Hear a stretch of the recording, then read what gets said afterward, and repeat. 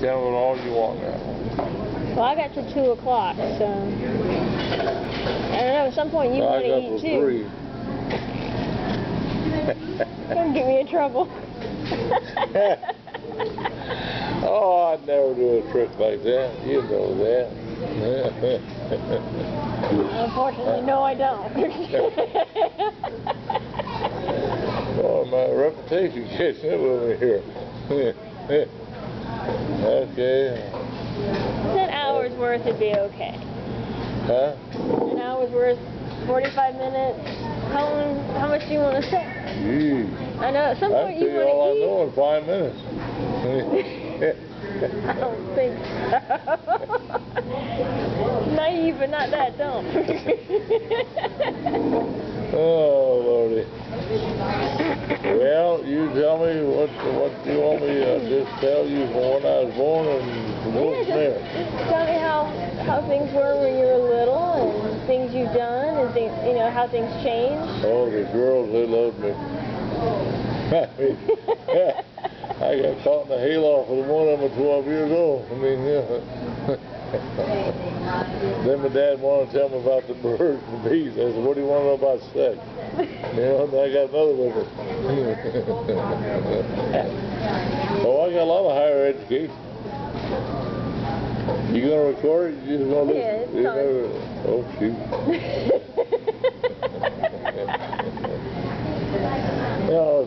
I was born in Locust Grove, Oklahoma, 82 years ago. And back when I was 5 or 6, my parents moved to the state of Washington. And I went to school there in the Seventh-day Adventist elementary school. So the Bible was one subject that I had. And my dad worked for WPA for a while, 50 cents an hour, and then he got a job in the box factory. My grandparents moved out there so they could be nearer. I stayed with them probably more than I did my parents, but had a lot of fun. And teachers would get after me in school, send me to the principal's office. And the principal would do my homework while I built model airplanes. And I liked that pretty well. And then my mother died when I was about 9 or 10 years old. She was 31. And they felt sorry for me. And from there through the 8th grade, I rode that all the way. I enjoyed the attention I got and everything. I made good grades. I don't remember studying or anything, but I did get good grades. It said on my report card. One of them, though, that I did on my own, and I got a lot of F's, and I just kind of drew a line down through the F and made an A out of it. My dad knew I wasn't that smart, but he went and checked on me. I got leather strap on my behind, and I got some higher education, which was really very good. But then when I was 14 years old, my dad remarried when I was 12, I guess. But by the time I was 14, I and my stepmother were not getting along too good. And so I told her one day that if she didn't like what I was doing, she could pack her bags and leave, and I'd help her.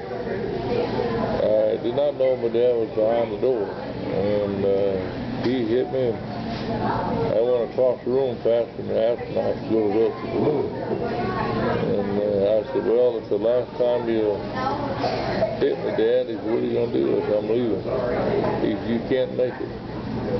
But I left home and went up to Wal-mart, Washington, about 8 miles from the college place there, and set pins and bowling alley from 12 noon to 12 midnight.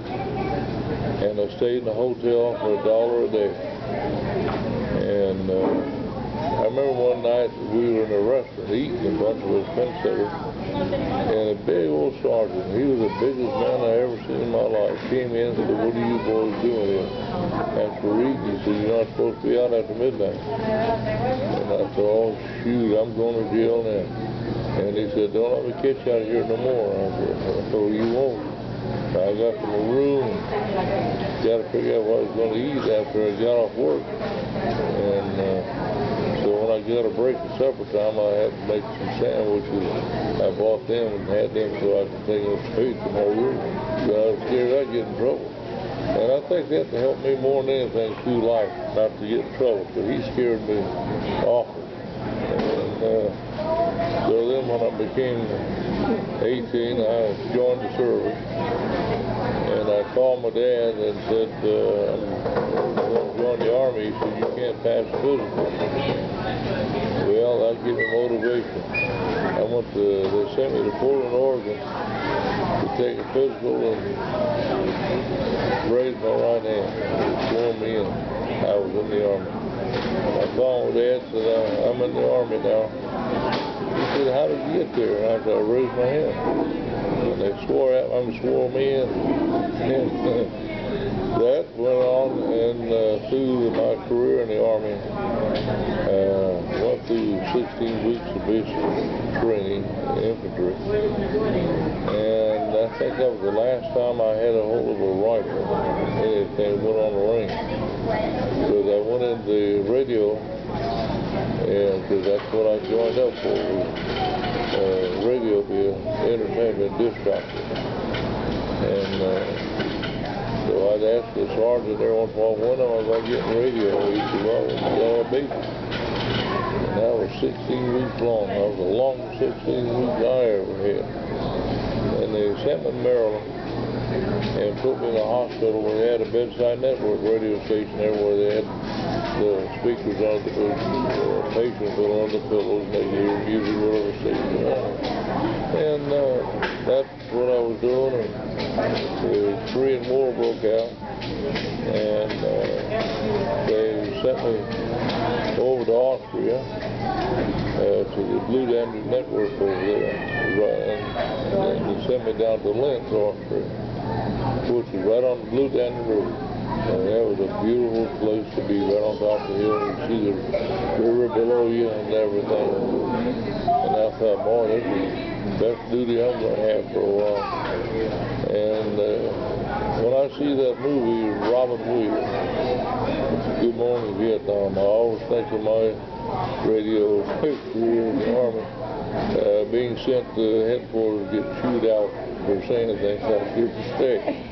And but it was fun. And they sent me back to the States, and I stayed there about 2 years, I think it was, back to Maryland again, the same place I was at before.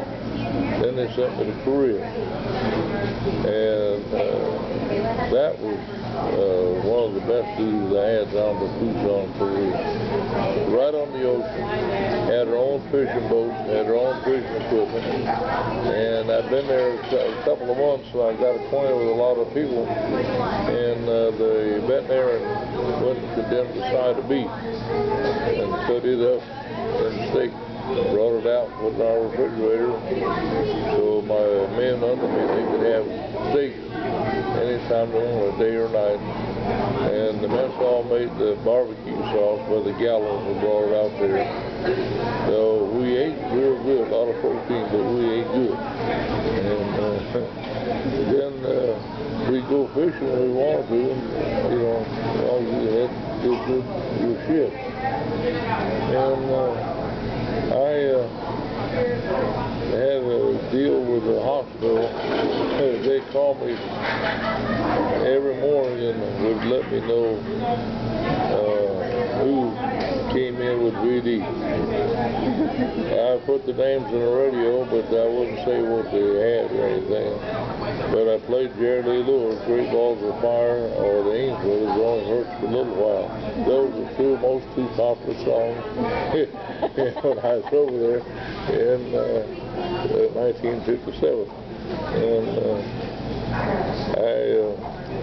they had a Swedish officers club there that the Swedes had during the war, and they left it. Had a bar in it and everything. So on on a Friday night, I'd have the CID come out there for a dance, and I would go downtown to the off-limits area and pick up girls and bring them out there for a dance with them. Then on Saturday night, I'd have the MPs have theirs, and I'd take the provost marshal's car and go down, pick the women back up again and bring them out there. I mean, it's just amazing what I got to do over there. And I was a fair-haired boy in the crew. And anything I wanted, I just had to call and ask for it. And all I had to do was bring it right out there. I had a young man that was a graduate of Yale, worked for me. He didn't know he was supposed to check the oil in the motor, so he burned a Jeep motor up. And they said he's going to have to pay for it. And I told him, I said, well, let me see what I can do. So I called the captain of the ordnance and asked if he had a Jeep motor without no paperwork. He said, if you got 3 Elvis Presley albums, I think I can work it out. I said, I got 3 Elvis Presley albums. He said, we'll take care of it. That morning, they sent a Jeep out, the wrecker out, picked the Jeep up. By noon, they came back with a new motor in, no paperwork. And I gave him 3 Elvis Presley albums, and he was happy, and I was too. So we wheeled a deal the whole time over there.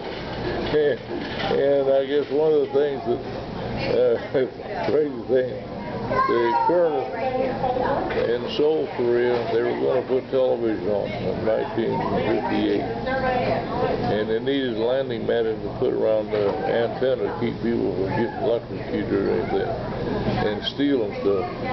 And he said, I can't get any landing matting. I said, call the Air Force.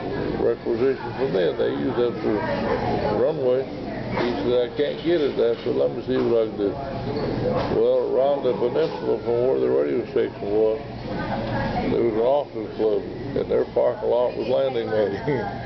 And so I got some Koreans there one night about 1:30 in the morning. We went over to the officers club and took 2 deuce-staff trucks, and we pulled up the parking lot, put it on the trucks, and I told head for Seoul, Korea up there. I said, they'll unload you when you get there. And the next day, the CID called me and asked me if I've seen anybody around the officers club. And I said, no, was I supposed to? He said, well, somebody stole the landing matting. I said, oh my, isn't that something? He said, the reason I found out the colonel came out in his Jeep and it sunk down to all 4 wheels, and he had to get a retriever to get him out.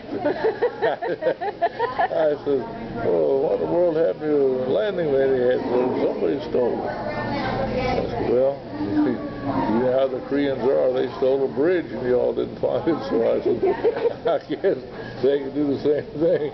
And they all the time, they knew, said, I know you know who did it, you know. No, I don't know a thing about it, you know. And I told them, I said, if I ever hear anything, I'll let you know. And then we would pull a raid at the High-Live compound every so often and stop all vehicles and check them for black market stuff, pineapple, and cigarettes, and beer, and liquor, and all that. And I would take my truck over there, and we'd take the stuff off of it, but we would make charges against it. We just let them go. Don't do that no more. When I get about a half a load of my due staff, we took it downtown ourselves and sold it and everything. Then we called home. I mean, you have to do things the easiest way you can and save your money. And then one time they changed the color of currency. So we had script over there and they changed the color of it. Because a lot of us on the black market. So I told the Koreans that were on the station, I said, I'll give you 10 cents on the dollar. Well, I made a lot of money. And I went to turn it in, and they said, Sergeant, where did you get all that money? I said, I've been saving it since I've been over here. You know, I said, I didn't spend any money hardly. And all they knew well I was telling the story, but when I came home, I had enough money. I paid for a 1958 Plymouth with cash. So how much was that?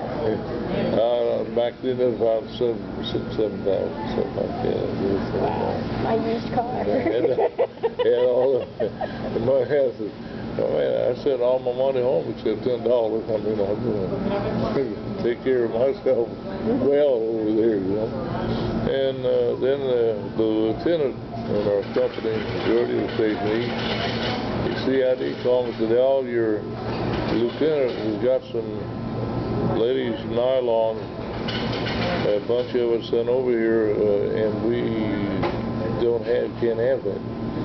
So I said, "Well, let me take care of it." He said, "You want to handle it?" I said, "I'll handle it." So I called him in and chewed him out real good. Told him he's going to go to jail if he ever did it again. And I said, "I need to have those nylons," so he gave them to me. And I sold those for $10 a pair. I mean, that was some of my friends' benefits. And it was quite a tour of duty over there. But before I came back, I went to Seoul to catch a plane back. Because I went over by boat, but I always figured out how to get back my plane. Because I didn't want to get on a boat, be seasick for 10 days. And so they said, "Well, we're going to put TV on."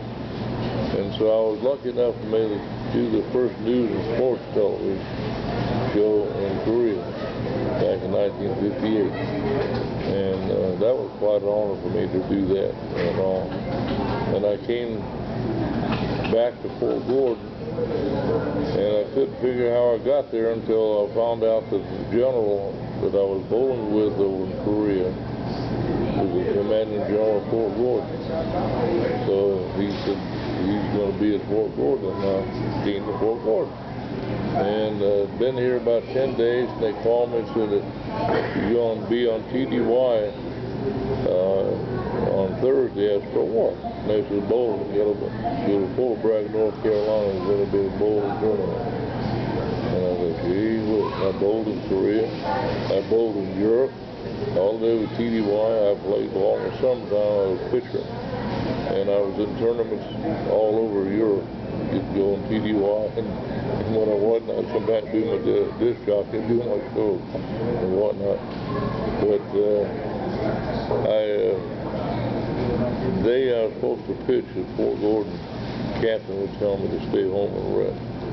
I didn't go in. And my wife said, "You don't ever work?" I said, "Nah, I don't have to. It's a dirty job I got, but somebody's going to do it." And I go and play ball at night. Stayed home all day, and then stayed home to go ahead and play ball at night. And I thought it was a pretty good job myself. Because the only thing I ever did in the service was a disc jockey after basic training. I was a disc jockey, I played ball, and I bowled. That's all I ever did. Just travel up all and play sports, and come back and do my show and everything. And people just couldn't figure out, "Man, you ain't doing nothing." I said, "They're getting paid for it. It's pretty good." And I wore civilian clothes a lot, and that ticked the other guys off, because I didn't have to wear a uniform a lot of time. Just going doing interviews and whatnot while I was always being civilian clothes and whatnot. That's all I was supposed to do. And I call that graduation. I mean, I graduated right on through. And so when I got on the service, I talked to the county commissioner, and the chairman said, "How about coming to work as a code enforcement? We want to start a code enforcement, not a code enforcement, a planning commission." And I said, "All right, I don't know anything about it." He said, "Well, we'll send you to Atlanta. We'll get you started." So 1st of March, 1967, I went to work as a planning director for Lumley County. And I did that for about 6 years. And we got the beer and wine in Lumley County, because they were dry counties then. And the sheriff said, "Well, since you worked hard and got the beer and wine in, we're going to put you over in the sheriff's department. You're going to be an investigator, and you're going to take care of the beer and wine." I asked him, I said, well, am I going to get more money for it? Oh, yeah. I said, okay, then I'll go. You know, I'm going to get more money. And so I did that for about 8 or 9 years, doing investigation and wound up taking care of the juvenile crimes and about any crime they gave me and everything. And we had a murder one time on I-20 at Lewiston Road. A man had shot a migrant worker 18 times, threw his body out there on the exit. And they drove down it. And it took a year to get that thing solved, but we got it solved. There was a man up in Monk's Corner, South Carolina. His girlfriend got scared and ratted on him because he done killed some other people over drugs and everything. And the sheriff said, well, you've done so good, we'll just give you another one. And I said, I want no more. I said, I'll do anything else, so they just let me have the juveniles. And that was really working with these children. That was a lot of fun. And I had a few in YDC, but I tried to talk to them and everything, get them straightened out with their parents and everything. I felt if I could keep them home, I had a better chance to get them to be good adults and everything. And the judge trusted me so much that he signed about 12 or 15 orders. All I had to do was put the juvenile's name on top of it and take it to YDC. He trusted me that I wouldn't abuse it. And so I always carried it in my briefcase, or if I sit down and talk to him and his parents and all that. We couldn't get any work out, they was going to be belligerent and whatnot. I said, okay, well, we're going to have to go for the weekend. We're going. And I've taken out to YDC. But that was quite an experience as an investigator. I had a call one night on Oakley Purple Road, domestic dispute. Now I got there and the man was drunk and he took all the Christmas presents in the tree and threw them down the hall. It was a mess. Kids were crying, the mother was upset and all that. They told me to take him to Georgia Regional. I said, okay. I took him out there and I thought I'd stop by the Waffle House and get something to eat. Next thing I know, they called me on the radio and said, did you take that subject to Georgia Regional? I said, yeah. He said, well, he's back at the house. I said, well, I'll be doggone. I said, just reserve me a room up there at the jail. And I said, I will put him in it. He will occupy it. And I said, don't take me to room 101. So I went back to the house and he was there. And he begged and begged and begged, and I turned around, put cuffs on him, took him up the apple. So I said, the way he tore that tree and all those gifts up, it was just sad. I really hated that. And I played Santa Claus a lot. And so the Swine Club, I played Santa Claus one time. They were my helpers. We'd take food to the house and gifts to the children and whatnot. And I remember one house I went to in Grovetown, I could see the light through the walls of the house. And the lady's husband left her with 2 girls.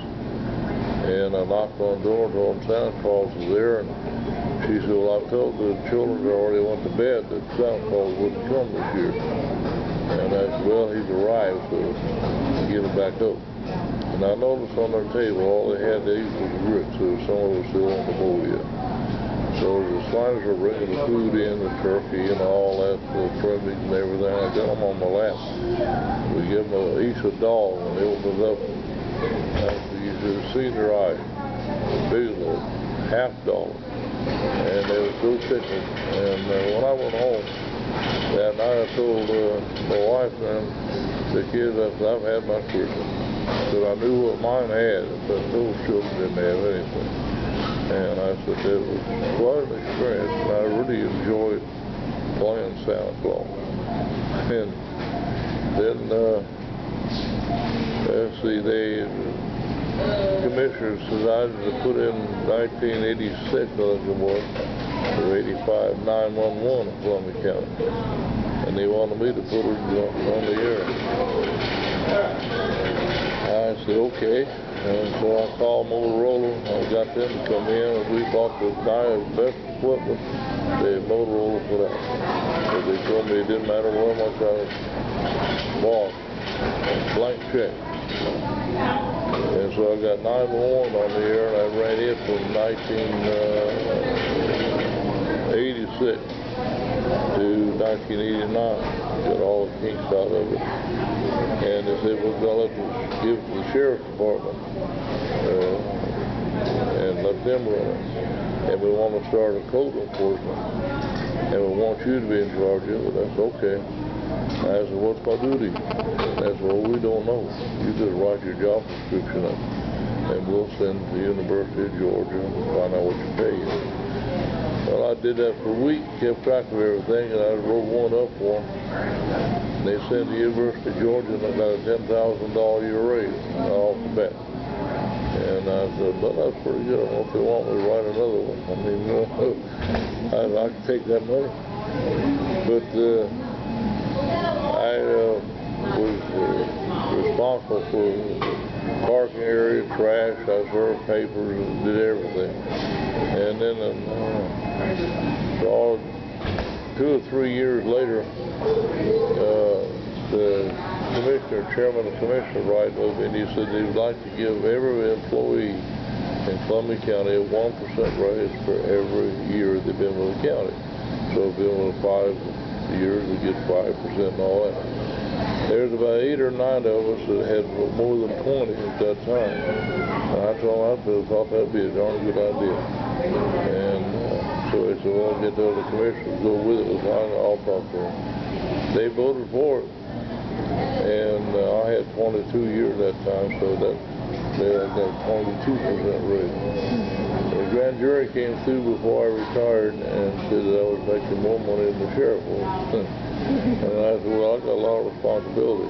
They said, how many men you got? I said, one, me. I said, I'm the responsible. But I have a lot to be responsible for, you know. And they didn't know whether to believe me or not. Always fact or fiction with me. I never wanted to tell them what's straight. Let's think about it a while. And there was one thing when I was at Fort Gordon television studio, the colonel called me and asked me to go up to the office and show a film how to travel with children. And I said, okay. I said, I didn't know they were that dumb that they didn't know how to travel with kids, but I'll help them out. And so I got up there and was unloading equipment, and the captain's wife came out and said, I'm Captain so-and-so's wife, you know. Do you have children? I said, yes, ma'am.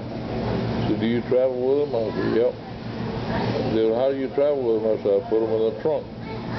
In the trunk, I said, I don't want to hear that. I was there yet, or don't touch me. I don't want to hear that.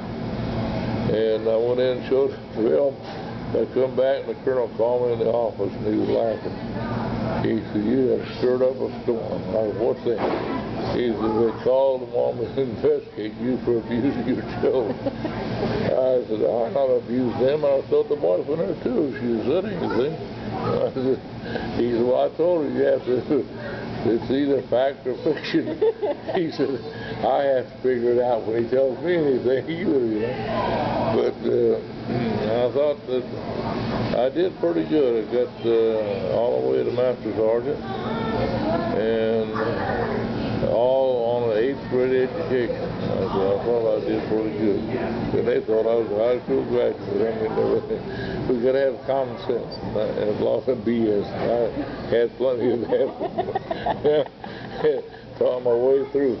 But I retired. I did tours of driving bus, senior citizens all over the East Coast. And I took one trip to the West Coast with 38 women for 23 days. And when I I came back to Augusta, I was never so glad to see Augusta, Georgia city limit sign in my life. And I told the bus company, I'm not going out of town more than 14 days. That's it. And I got to take my wife on some of my trips.